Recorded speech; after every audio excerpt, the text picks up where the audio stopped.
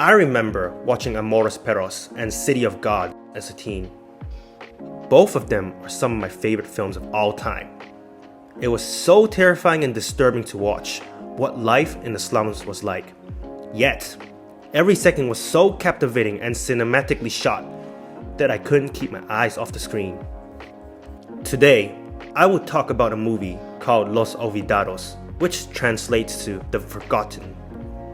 It is a Mexican film from 1950 about teens living in the slums surrounded by violence and crimes on a day-to-day basis. Los Olvidados influenced two of my favorite films of all time, and I plan to revisit them both someday. The question is, does this influential movie stand up as the OG blueprint of two of my favorite films? Did it meet my expectations? Los Olvidados mainly follows two teenagers.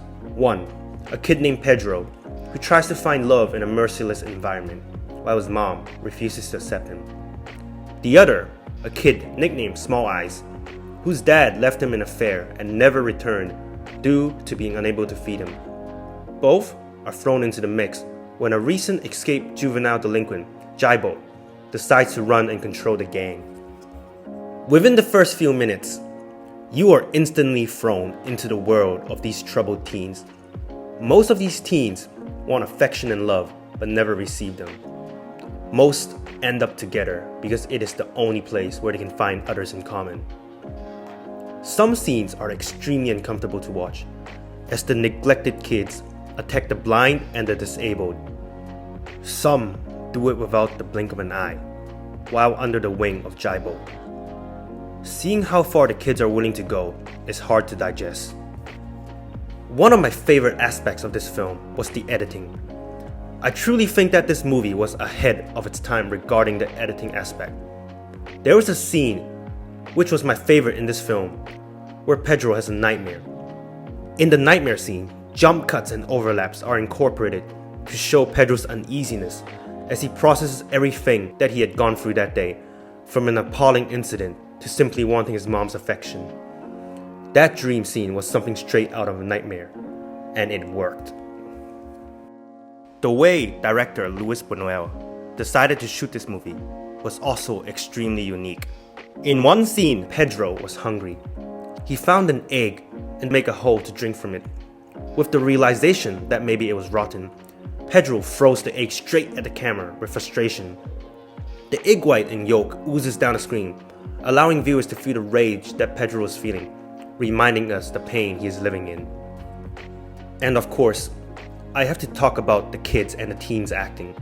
They were phenomenal.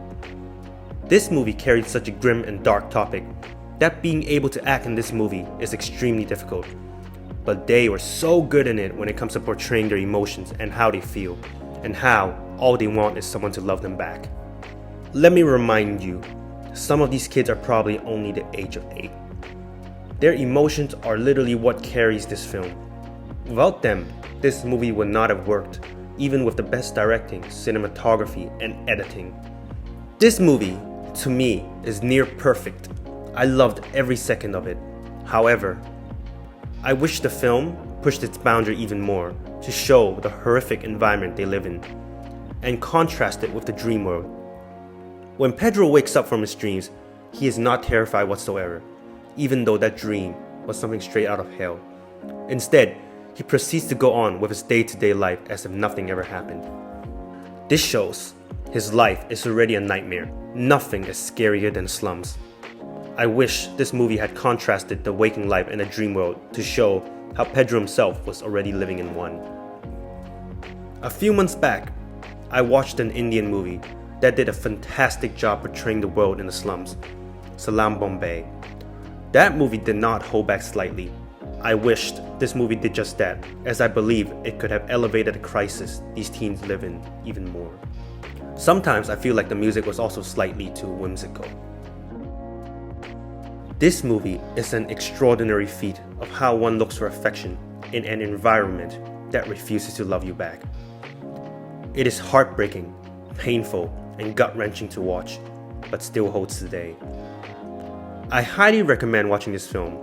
as it delivers you straight into the slums of Mexico and puts you in the shoes of those who have no choice but to grow up in such an environment.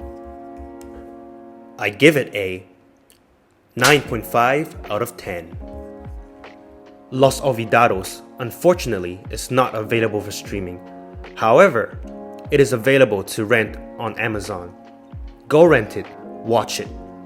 Los Olvidados is a movie that I will see myself watching again in the future, and probably one I won't forget anytime soon. Have you seen Los Olvidados? Do you plan to see it? And if you did, what did you think about it? Comment below and let me know, and subscribe for more movie reviews.